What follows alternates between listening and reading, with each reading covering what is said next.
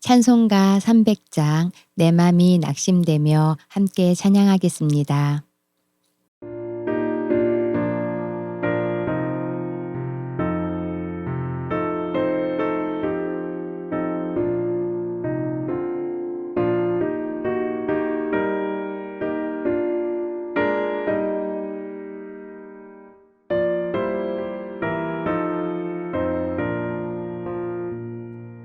내 맘이 낙심되며 근심에 눌릴 때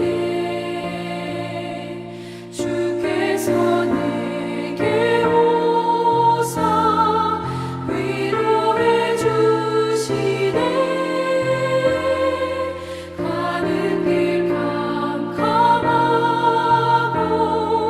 괴로움 많으나 주께서 함께하며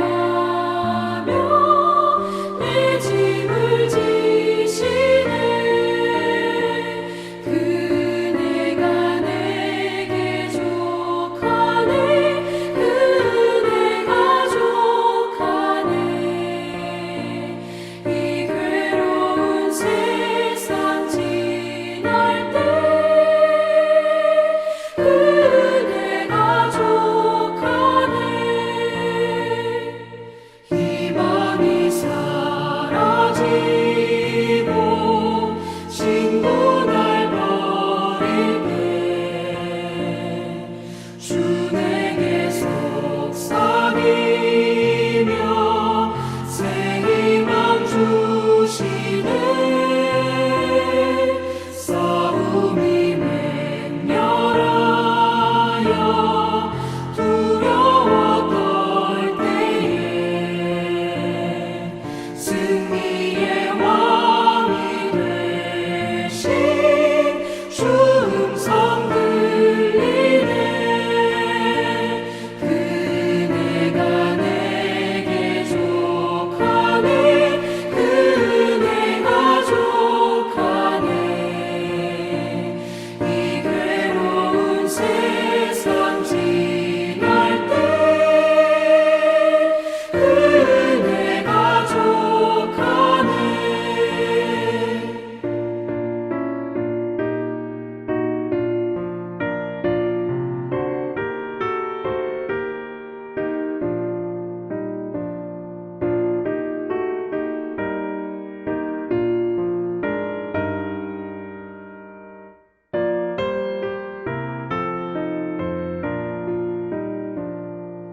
번민이 가득 차고 눈물이 흐를 때 주 나의 곁에 오사 위로해 주시네. 환난이 닥쳐와서 어려움 당할 때 주님의 능력 입어 원수를 이기네. 그네가 내게 족하네. 그네가 족하네. 이 괴로운 세상 지날 때 그네가 족하네.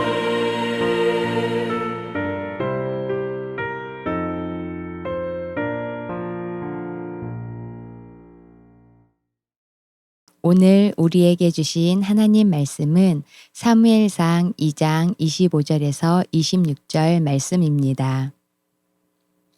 25절 함께 읽겠습니다.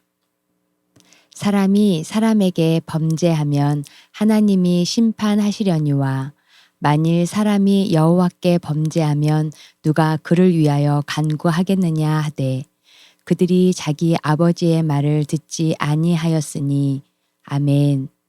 하나님의 말씀입니다. 하나님의 은혜 감사합니다. 괴롭히는 것도 사랑이다. 바게트빵 표면에 칼집을 내는 이유는 모양을 예쁘게 하거나 독특한 맛을 내기 위해서가 아니라 빵이 부풀어 올라 터지는 것을 방지하기 위해서입니다. 인생도 마찬가지입니다. 미리 겪는 약간의 괴로움으로 삶 전체를 굳게 할 수 있다면 당연히 그래야 합니다. 죽음을 앞둔 엘리 제사장에게 아들들의 소문은 괴로운 일이었습니다.